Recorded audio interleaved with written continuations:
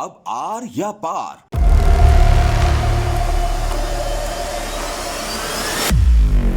پرویز خٹک کا صاف انکار۔ پرویز خٹک پارٹی سے باہر، تحریک انصاف کا بڑا وار۔